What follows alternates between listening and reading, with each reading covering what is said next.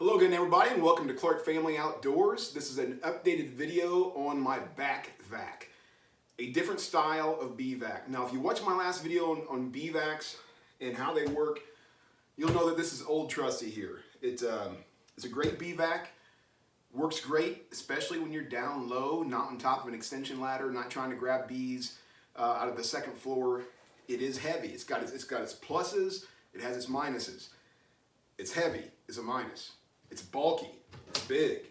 Pluses, as you suck the bees in, they go right into the frame. So when you get home, you just take everything off, lift the frame up, put it down, and you've got the hive ready to go.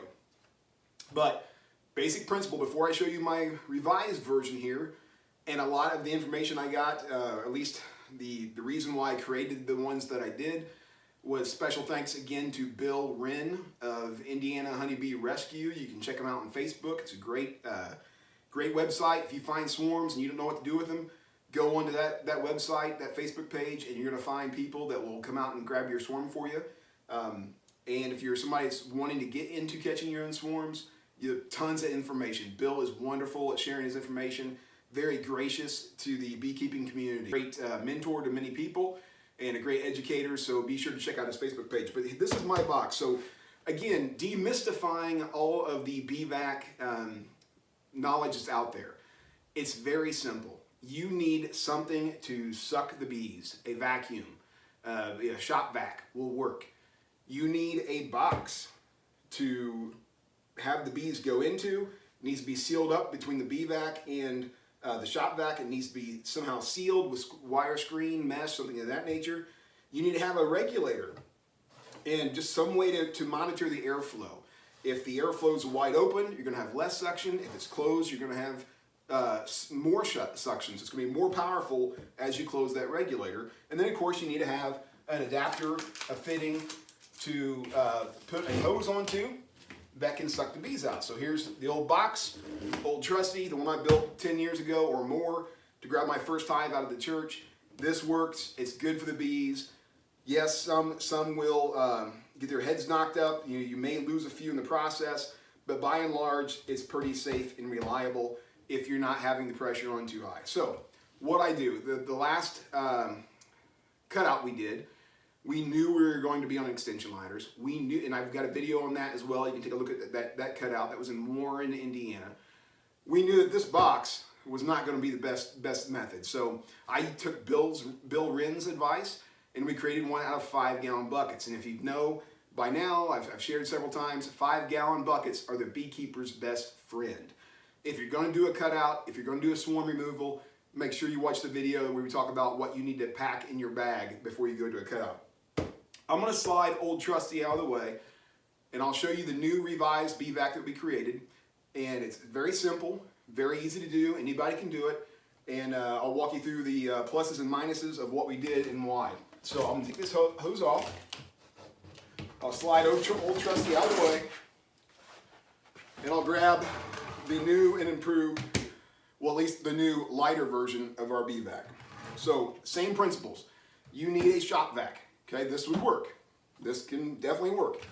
This is made out of 5-gallon buckets. It takes a minimum of 2 5-gallon buckets to make a beevac. Now, there are other YouTube channels out there that will show you how to make a bucket head beevac. I didn't do that, so if you're wanting to have a bucket head vac on your 5-gallon buckets, so a bucket head top, you can get it. Some of your big box hardware stores are 20, 25 bucks, pretty cheap, pretty simple.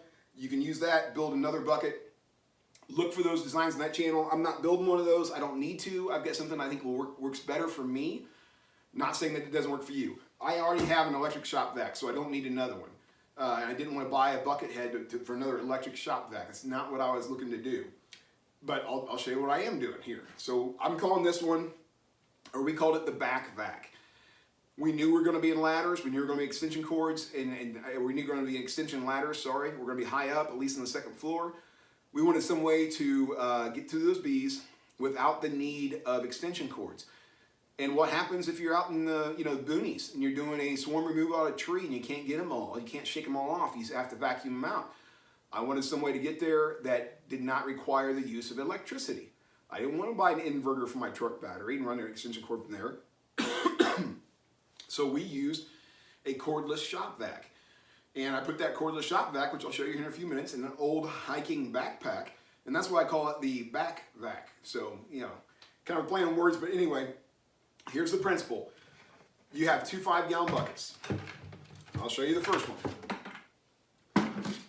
The first one has a vent hole created, and I just used a hole saw. You'll use a hole saw for all these.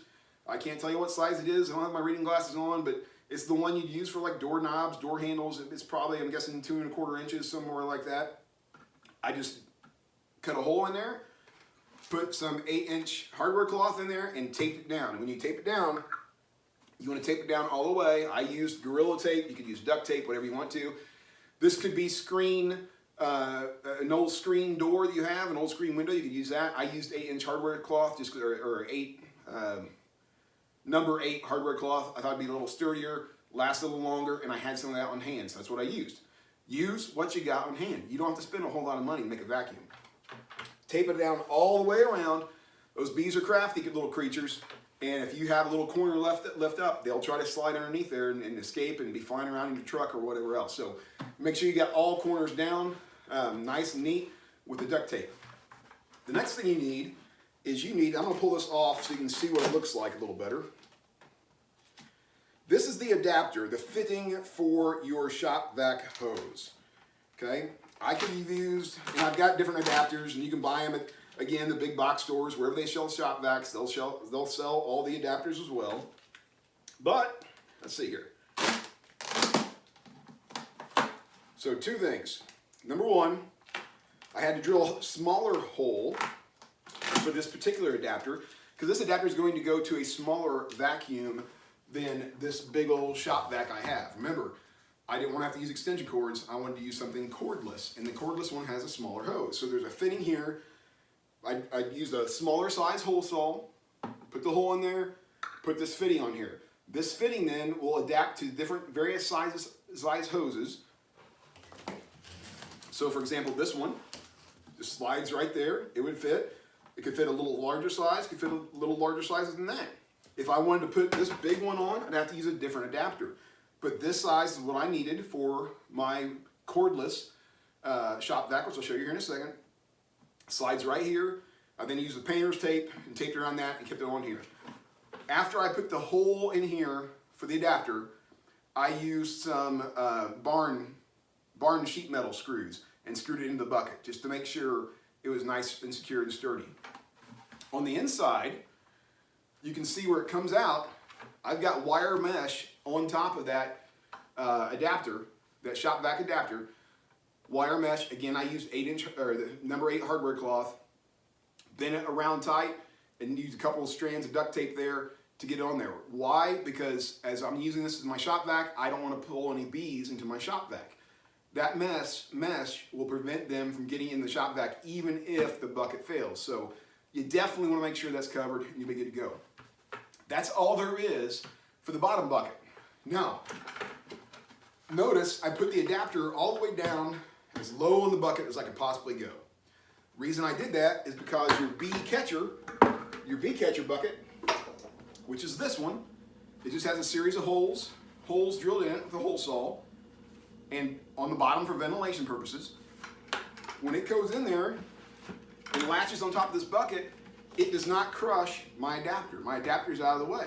This bucket is entirely separate from the bucket at the bottom where it pulls in the vacuum. This is my bee catcher. This is my vacuum bucket, if that makes sense. So you got the vacuum bucket, you got the bee catcher. Now I want to point out the bee catcher. Remember, one of the principles of having a bee vacuum is you have to have suction, you have to have a beevac, you have to have an adapter for the hose to suck the bees into, and you have to have some way to regulate the air pressure. Well, if you look at the hole here and look at my bee catcher, so you got the vent hole that's in the bottom bucket right there. You got the bee catcher bucket. I slide the bee catcher bucket in. I can turn this open so that the hole meets up and it provides for a lot of airflow, which means it reduces the vacuum pressure, or I can spin it slightly and change that pressure, or I can pull it up and change more. This would be all the way, it's completely closed with a bee bucket. You see white because there's no ventilation there, there's no airflow. We're doing maximum pressure out of that bee vac at that point in time. If I want to reduce the pressure, I pull up on the bee bucket, bee catch basket, slide it down, and now you can see I've got a gap there. You can see where it's the two holes are in alignment, and that gives me less pressure on the bee vac. So you just want to barely have enough pressure to suck the bee. If you can take that hose in midair and suck bees out of the air, you've got way too much pressure. You need to turn the pressure down, open up the gap, provide less pressure to the bee vac, otherwise you're going to kill the bees. You just want barely enough to get the bee off the honeycomb. Bees like to stick with their legs, they like to hold on to the comb, brood comb, honeycomb, whatever the case may be. You just want barely enough to suck them up. If you can pull them out of midair like this, you've got too much pressure, you need to reduce it. So, bottom bucket with the adapter for the hose to the shop vac, bee catching bucket, and a lid. This lid is where you suck the bees in from. So you can use whatever size hose you want, whatever size works for you.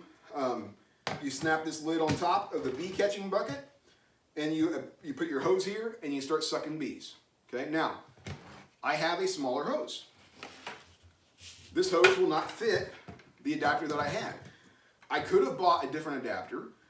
I could have made one permanent that would fit just this hose, but I want them to be interchangeable. Sometimes I might want to use a different hose, or maybe I'm out somewhere else in somebody's need and forgot this hose. We need to use